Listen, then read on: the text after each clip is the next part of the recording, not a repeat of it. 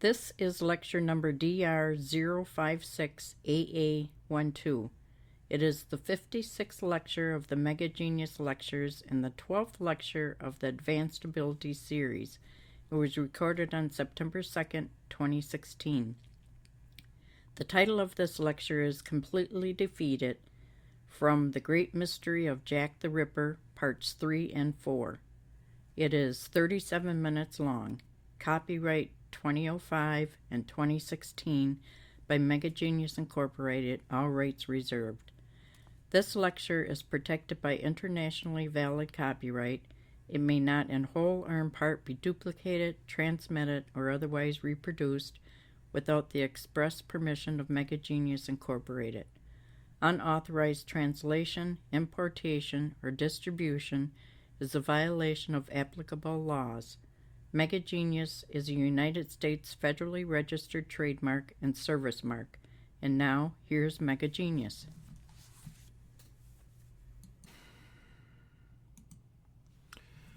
The Ripper's fourth victim was Elizabeth Stride, a domestic servant known on the streets as Long Liz. She was born in Sweden, gave birth to a stillborn girl when she was 21, then relocated to London. 3 years later, she married John Thomas Stride, but separated from him after about 11 years. Some 7 years after that, in 1884, she was widowed at age 40. In 1885, Elizabeth began living with Michael Kidney, a waterside laborer, according to whom she had a drinking problem. They lived just half a block from the 10 Bells, and she was frequently arrested for drunkenness, although she seemed to be well liked by all who knew her. Kidney helped support her, and she earned a little by sewing and working as a charwoman. When she could not make ends meet, she engaged in prostitution. On the 29th of September, 1888, shortly before 7 p.m., 44-year-old Elizabeth left a lodging house, indicating to a charwoman there that she intended to return, but she did not say when. A few blocks southeast was Berner Street, along which was Dutfield's Yard, a very constricted court between the International Workingmen's Educational Club, used primarily by Jews, and number 42 Berner Street. The entrance to Dutfield's Yard, where Arthur Dutfield had once built carts, had two large wooden gates that were usually left open. The narrow area immediately inside the court led to a side door to the club. That area was particularly dark, although the yard opened up further back, where there was better lighting from the club and from various surrounding cottages. Although the club's primary activities of the evening ended shortly before midnight, several dozen persons stayed after that, talking and singing. During the next hour, several of them departed through the side door of the club and out of the dark entrance of Dutfield's Yard. On the 30th of September, at about 12:35 a.m., patrolling constable William Smith passed a man and a woman with a rose on her dress talking on the sidewalk along Berner Street, on the other side of the street from Dutfield's Yard. The woman was Long Liz. The man was about 28 years old, about 5 feet 7 inches tall, dark complexioned, and had a respectable appearance. He was wearing a black coat and a dark-colored deerstalker like Sherlock Holmes. Things were not looking well for Elizabeth Stride. About 25 minutes later, at 1 a.m., Louis Daimschutz, the steward of the club, approached Dutfield's Yard driving his two-wheeled cart, which was pulled by his pony. As he turned into the dark entrance of the yard, something startled his pony, and it veered to the left. Daimschutz stopped, stepped out, and struck a match. Just inside the yard, lying diagonally across the right side of the entrance, was the corpse of Elizabeth Stride. Blood was running from her neck into a gutter and some distance away down a drain. Her body was still quite warm, except her hands. The left one still held a small packet of breath lozenges. Dr. Frederick Blackwell arrived at Dutfield's yard at 1:16 a.m. He noticed Elizabeth's throat had been slashed once from below her left ear, which severed that carotid artery and her windpipe. However, there were no other significant injuries or disarrangement of her clothing. Otherwise, it looked as if the Ripper had peacefully laid her down on her left side to bleed to death in the mud. Dr. Blackwell examined her body at the scene, including the color and temperature of her neck, chest, legs, face, and hands, and the condition of the blood about her body, and determined that she had probably been murdered sometime after 12:56 a.m. Mr. Daimschutz and his pony had discovered Elizabeth's body 4 minutes later, at 1 o'clock a.m. Apparently, the Ripper had time to slit the left side of Elizabeth's throat, but not time to slash the right side too, and to butcher the rest of her body, as was his modus operandi. Consequently, when Mr. Daimschutz and his pony appeared on the scene, the Ripper had halted the slaughter and quickly withdrawn more deeply into the darkness of the courtyard and waited until Mr. Daimschutz had run into the club for help. Then, it seemed, he had immediately escaped from the yard and onto Berner Street. From the Ripper's point of view, Mr. Daimschutz and his pony had arrived just a few moments too soon. From everyone else's point of view, they had arrived just seconds too late. The Ripper had been interrupted and deterred, but not defeated in his bloodthirsty quest. When the clocks of Whitechapel struck 1 a.m., he had escaped from Dutfield's yard and headed toward Houndsditch, about a 12-minute walk away, southwest of the 10 Bells. Well before the hourly clocks would strike again, so would Jack the Ripper. Catherine Eddowes, known on the streets as Kate, came from a tragically broken family. 2 of Catherine's 11 brothers and sisters died in infancy, and her mother died from tuberculosis when Catherine was 13. 2 years after that, her father died. A few years later, she began living with Thomas Conway, a hawker. Although they never married, she committed herself by allowing him to tattoo his initials on her forearm. Over the next couple of decades, they had 3 children. Then, in about 1881, they separated. Apparently, Catherine drank heavily and frequently. When Thomas did too, he beat her. In 1881, Catherine began living with John Kelly in a common lodging house near the 10 Bells. Catherine still drank, sometimes heavily, but John did not. He did whatever labor he could for a living, and she sold trinkets on the streets. At least occasionally she prostituted to survive. Life in Spitalfields was never easy. On the 29th of September, the day before the murder of Elizabeth Stride in Dutfield's yard, John insisted that Catherine pawn his boots to get money for their breakfast. Reluctantly, she did. After they had finished eating, he went out looking for work, and she set out to beg some money from her daughter. As they parted in the vicinity of Houndsditch, John reminded 46-year-old Catherine that Jack the Ripper stalked the area after dark. She replied, quote, "Don't you fear for me. I'll take care of myself, and I shan't fall into his hands," unquote. He was worried, though, that somehow she might. Although Catherine did not find her daughter that night, she did find some money somewhere. At about 8:30 p.m., Constable Lewis Robinson found her lying drunk on a sidewalk in the Houndsditch area. He took her to Bishopsgate Street Police Station to sleep it off. At 11:45, Catherine was heard singing to herself. Just before 1 o'clock a.m., as Jack the Ripper was slashing the throat of Elizabeth Stride in Dutfield's yard, the police released Catherine. As she exited through the street door, Constable George Hutt instructed her, "Please pull it to." "All right," Catherine replied. "Good night, old cock." Then she pulled the door to, closing it, and headed back toward Houndsditch. Mitre Square was just to the west of Houndsditch, barely outside Spitalfields and only 2 blocks into the city of London. In addition to the main carriage entrance from Mitre Street on the west side, Mitre Street had two narrow entryways by foot, Church Passage to the east and St. James Place Passage, actually, to the north. Lofty old warehouses and mostly uninhabited ramshackle dwellings encircled the 75-foot square. A reporter once called it, quote, as dull and lonely a spot as can be found anywhere in London, unquote. Mitre Square was just the sort of place police believed would appeal to Jack the Ripper, and they had the area under surveillance. Constable Edward Watkins inspected the square at least every 14 minutes, while Constable James Harvey also patrolled from another direction.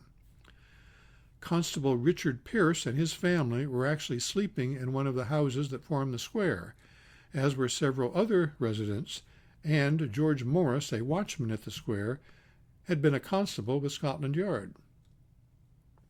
To add to the stakeout, Sergeant Robert Outram and Constables Daniel House and Edward Marriott, three plainclothes detectives for the City of London, were surveilling within 2 blocks of Mitre Square. The area was teeming with police officers. To attempt a murder there on that night, a person would have had to have been insane. And Jack the Ripper was. At 1:30 a.m., Constable Watkins patrolled through the square. He saw no one there and nothing out of the ordinary.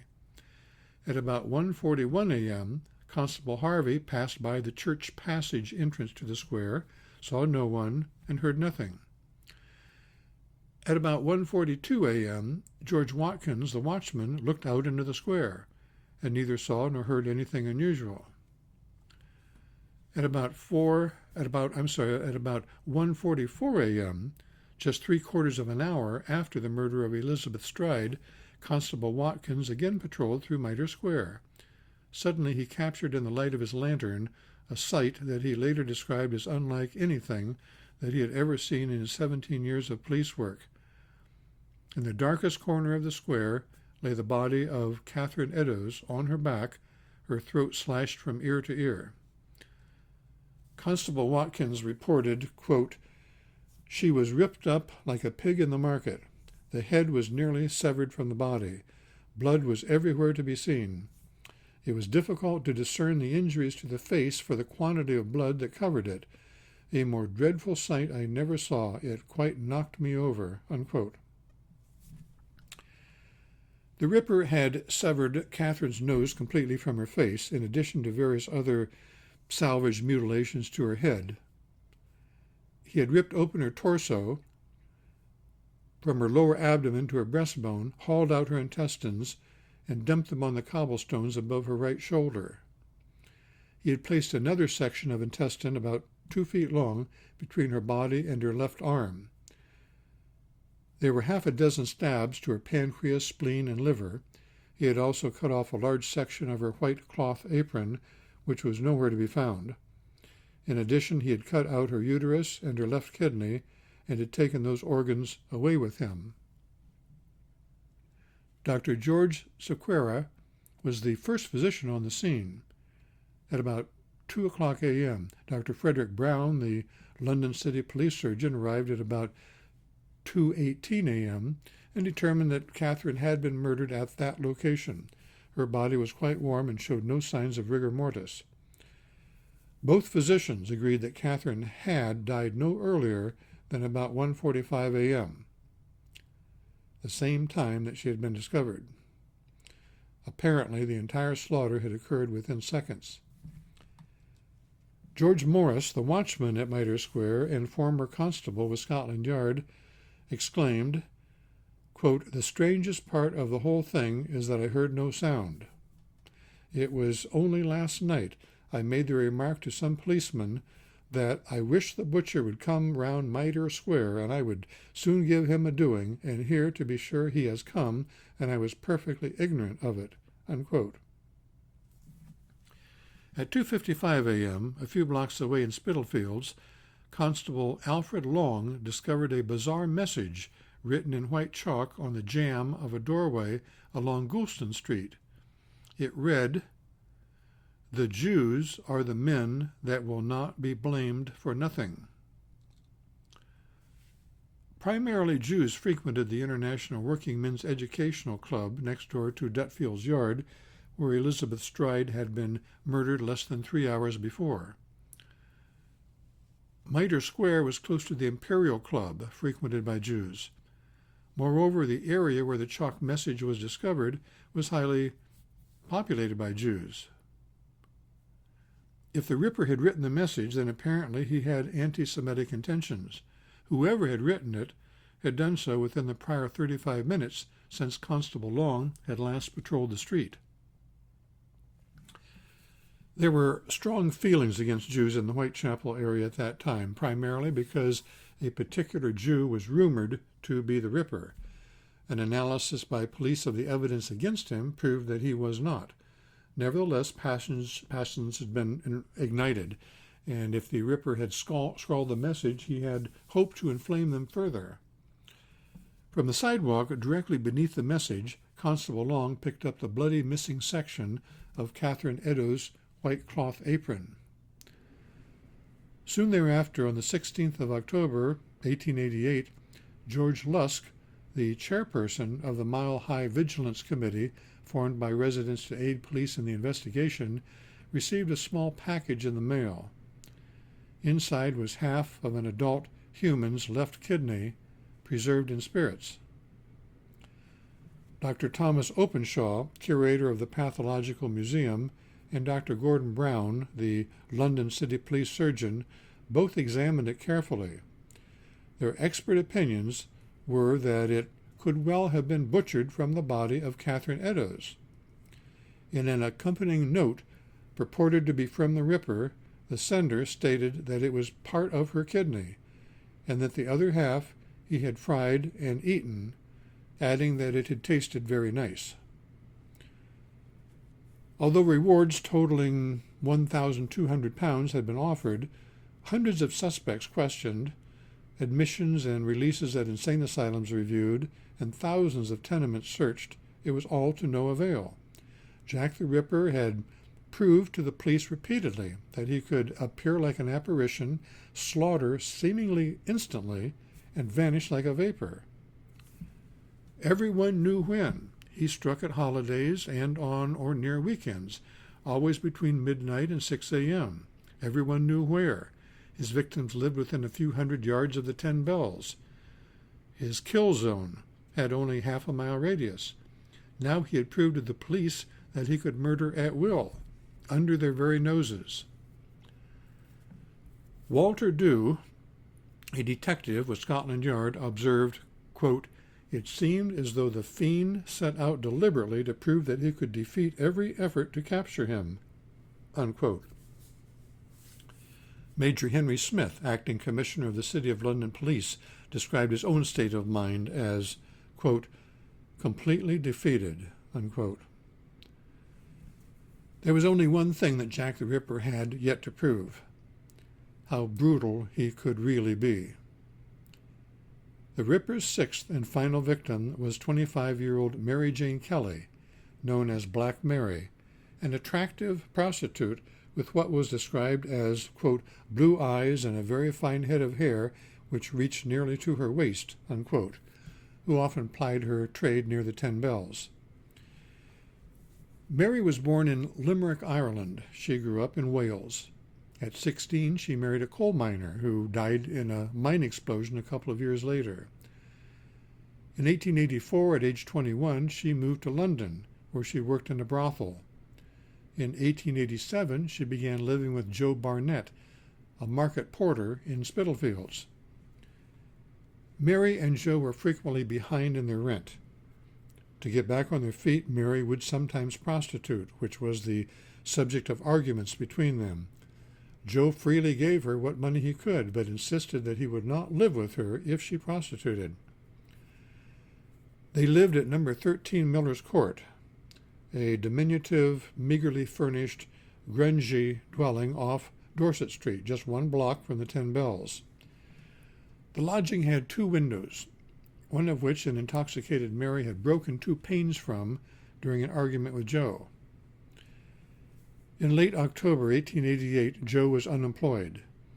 Mary invited a friend, who was also a prostitute, to stay with them. The friend moved in. Mary began prostituting again, and on 30th of October, Joe and Mary argued, and Joe moved out. On the night of the 8th of November, he visited her at about 7:45 p.m. and apologized for still being unemployed and having no money to give her. When he left at 8 o'clock p.m., he would never see her alive again. Later that evening, another Spitalfields prostitute, Mary Ann Cox, who lived at number 5 Miller's Court, and whom the Star newspaper referred to later as a, quote, wretched-looking woman. Referred to her later as, quote, a wretched-looking specimen of East End womanhood, unquote. Well, she was having difficulty finding a client. I have an idea why. At about 11:45 p.m., Mrs. Cox saw an intoxicated Mary talking with a man near the 10 Bells. Then the couple crossed the street, and Mrs. Cox saw Mary take the man to her room. As Mrs. Cox went into her own room to warm up from the autumn chill, she could hear Mary singing. About 12:05 a.m., Mrs. Cox headed out to try her luck on the streets again. Then, about 1 o'clock a.m., she returned to her room to warm up again. The temperature was barely above freezing, and easterly winds were blowing with force. There was a light in Mary's room, and she was still singing. About 1:05 a.m., Mrs. Cox was warm and set out once again to stir up some business. By 3 o'clock a.m., she was freezing, had given up, and returned home.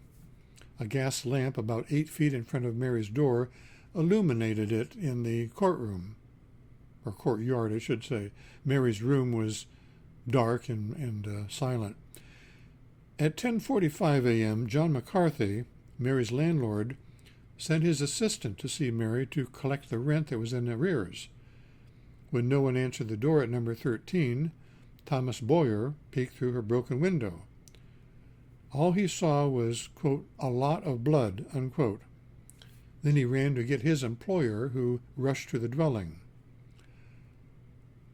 Mr. McCarthy complained later, quote, the sight we saw I cannot drive away from my mind. It looked more like the work of a devil than of a man. I had heard a great deal about the Whitechapel murders, but I declare to God I had never expected to see such a sight as this. The body was, of course, covered with blood, and so was the bed. The whole scene is more than I can describe. I hope I may never see such a sight again, unquote.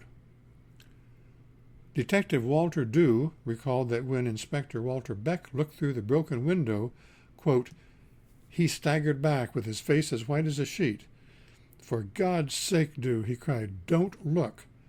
I ignored the order and took my place at the window.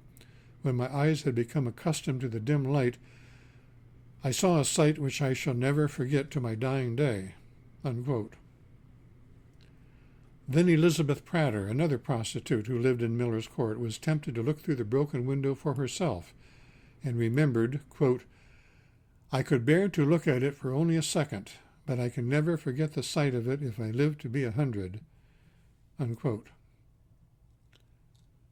3 days later, at the inquest, Dr. George Phillips, the divisional police surgeon, withheld the ghastly details from the jury.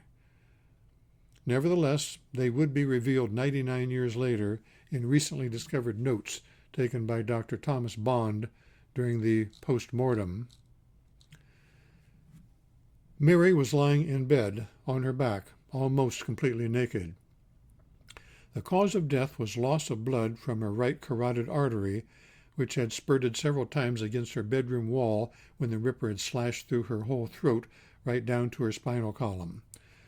Then he had gashed her entire face numerous times in all directions until he had obliterated all her features by slicing off her nose and parts of her cheeks, eyebrows, and ears in the process, and slashed her arms extensively. Then he had cut out her entire abdominal wall in 3 large sections, which he piled onto a table near her bed. He had completely excavated her abdominal and pelvic cavities and discarded her intestines on the bed near her right side. They were scattered with the remains of Mary's last meal. The Ripper had then stripped the flesh from both thighs clear to the bones, stacking those muscles and other tissues on the table too. Then he cut off both of her breasts completely down to her rib bones. Her ribs he then separated by cutting between each of them. Next, he dissected Mary's thorax, organ by organ, and tore out part of her left lung. One breast was found under her right foot, her spleen near her left side, and her other breast and kidneys and uterus under her head. Dr. Bond determined that she had been murdered at about 1 a.m. or 2 a.m., and that the Ripper's hands and arms must have been covered with blood. Later, after he and Dr. Phillips had reassembled all the scattered pieces of Mary's body, they realized that only one organ was missing: Mary's heart. After the 9th of November, 1888, Jack the Ripper vanished, as suddenly as he had appeared. His legacy, however, lives on, and well over a century later, the mystery deepens. Some 20 years later, in 1910, Major Henry Smith, the former acting commissioner of the City of London Police, lamented, quote, "There is no man living who knows as much of those murders as I do, and before going further I must admit that, although within 5 minutes of the perpetrator one night, and with a very fair description of him besides, he beat me completely, and every police officer in London, and I have no more idea now where he lived than I had 20 years ago." Unquote. The case of Jack the Ripper remains open and unsolved in the files of Scotland Yard. During a business trip to London this summer in 2005, I left the peaceful private grounds of Buckingham Palace one afternoon to explore chaotic Whitechapel, to investigate each of the Ripper's murder sites. Once there, I easily walked to them all in 1 hour. In 117 years there had been considerable changes, yet much was eerily the same. Martha Tabram, the Ripper's first victim, was murdered on the landing of George Yard buildings. They have been demolished and replaced with a red brick building, and the crime occurred near its northern end. Although the name of the street was changed from George Yard to Gunthorpe Street, much of it is similar to the way it looked in 1888. In the darkness, it does not look inviting. Polly Nichols, his second victim, was slain on Bucks Row at the entrance to a stable yard near the large board school building. The location is easy to find because, although, after Polly's murder, Bucks Row was renamed Durward Street because Bucks Row was then too closely associated with Jack the Ripper. The building that was the school board is still there. Even though it was entirely renovated into an apartment building, its outward appearance has changed little. The overgrown area that was the entrance to the stable yard is obvious. It is one of the two crime scenes that has least changed. Annie Chapman, the Ripper's third casualty, was butchered in the backyard of 29 Hanbury Street. The ramshackle dwelling has been replaced with a relatively modern structure, the Truman Brewery building, which I understand is used today by performing artists. Elizabeth Stride, his fourth victim, was killed just inside the entrance to Dutfield's yard, just before he was interrupted by the arrival of Mr. Daimschutz, his pony and cart. It is not difficult to determine the location of the murder, although Berner Street was changed to Enrique Street, and a schoolyard now occupies the crime scene. Catherine Eddowes, victim number 5, was murdered in Mitre Square. Some of its character remains despite renovations of the buildings. In fact, the cobblestones upon which Jack the Ripper slaughtered his prey are still there. The place where Catherine's body was found is now appropriately alongside a walled flower garden. This is the other of the two crime scenes that are the least changed. Incidentally, the doorway where the Ripper tossed the bloody section of Catherine Eddowes' apron after he left Mitre Square still exists on Goulston Street. Today it is an access to a fish and chips restaurant. Mary Jane Kelly, his sixth victim, was killed in her room in Miller's Court off Dorset Street. The location is now a warehouse with sliding bay doors in a private alley now called White's Row. Then I crossed the street and entered the 10 Bells. Although the interior has changed extensively, there are reminders to facilitate imagining what it was like back then. In particular, the back wall is still graced by the charming Victorian tile mural, Spitalfields in ye olden time, visiting a weaver's shop. Millions still wonder who Jack the Ripper was. The fact that there have been innumerable theories based upon scant and usually false evidence was made pointedly some years ago by Bill Tidy, Britain's loved cartoonist.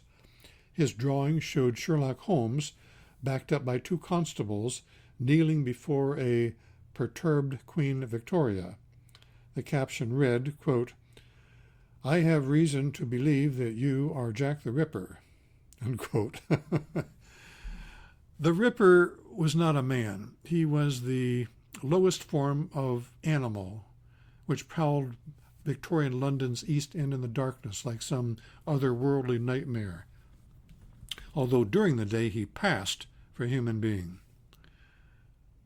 What makes people's flesh crawl to this day is not that they have never discovered his name, or even the fact that this monster really existed. Rather, it's that every person knows that Jack the Ripper is not actually gone, that other creatures of his type have preyed upon society and exist throughout the world today, and that one of them just might target us or one of our loved ones at any moment. The dichotomy of a civilization forced to cope with the incivility of a Jack the Ripper is maddening. We should be able to cure such an insane life form so that you would subsequently feel comfortable allowing him to watch over your children. Now, that statement may seem shocking or even ridiculous, but only if you have been falsely convinced that a human mind is dangerous and complex and therefore impossible to fully understand, and, when necessary, cure. The truth is that it is not. The human mind appears complex only to the degree that it is not understood, which reflects very poorly upon psychiatry. The cure of insanity has been the responsibility of psychiatry. Its members have claimed to be the experts, but failed to deliver. That profession, and I use the word with pronounced reservation, has, quote, evolved, unquote, from committing unspeakable atrocities upon its patients to the more modern techniques of ripping apart their brains with lobotomies, tepectomies, which are apple corings of the brain, and transorbital leucotomies, also known as ice pick lobotomies, to frying their brains with electroconvulsive shock. The pinnacle of psychiatric treatment in the 21st century is merely the primitive technique of heavily drugging patients into manageable stupors. No rational person would mistake that for a cure. For decades, psychiatrists have prescribed drugs approved by the United States Food and Drug Administration that destroy patients' rational thought processes by making them less aware of their memories, body warnings, and other aspects of their environments. Psychiatrists now know well how to dumb down patients by drugging them into less perceptive states and lower levels of awareness, and they prescribe numerous drugs that cause that effect. Yet, how do psychiatrists increase human beings' intelligence? They haven't a clue.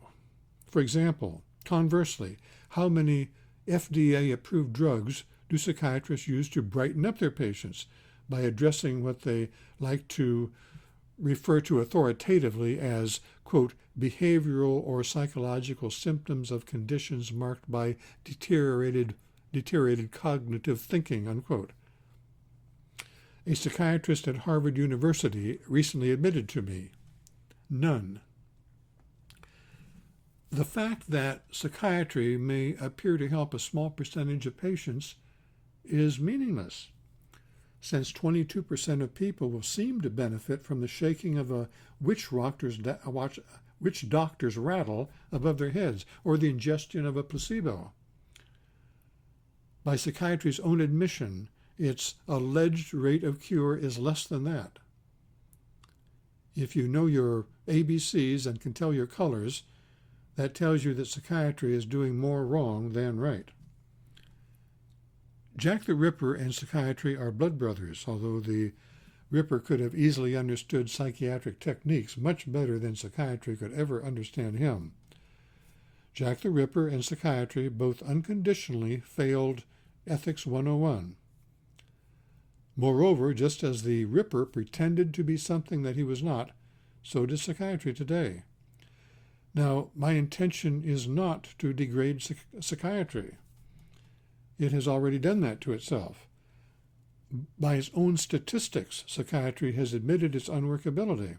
I have often said that I would rather have no employee in a position than one who is doing the job incompetently.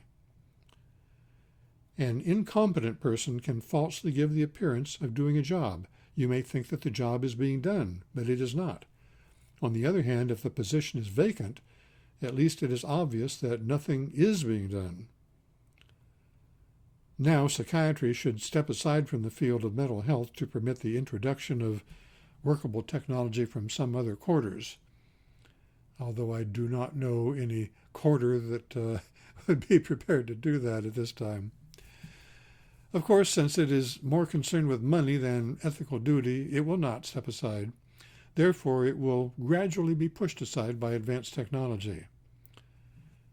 Now, my intention has been threefold. First, to provide you with the most accurate and concise synopsis of Jack the Ripper that has ever been available. Second, to point out that Jack the Ripper will live as long as brutal serial killers and other maniacs are permitted to plague society. Third, to submit that the only expert in any field is the one who can produce the desired results, and that such creatures as serial killers, repetitive child molesters, and the like continue to infect society because those who have been in charge of the field of mental health are woefully ignorant of the subject. Just as I resolved the mysterious murders of Marilyn Monroe, Senator John F. Kennedy, and President Robert F. Kennedy, did I say that backwards there? Senator Robert F. Kennedy and President John F. Kennedy. I did that in the Mega Genius Lectures, Level 2, the Uncommon Sense series. Just as I did that, you can use the Genius formula to identify Jack the Ripper by name if you choose. However, be careful what you wish for. Nothing is as intriguing as a great mystery being investigated or as sad as one completely solved. Now, I will release The Great Mystery of Jack the Ripper, Part 5, entitled Who Was the Man in Astrakhan, and The Great Mystery of Jack the Ripper, Part 6, titled When All the Puzzle Pieces Fit, shortly after the year 2008. That's 120 years after the serial killer's reign. At that time, I will solve the mystery of Jack the Ripper.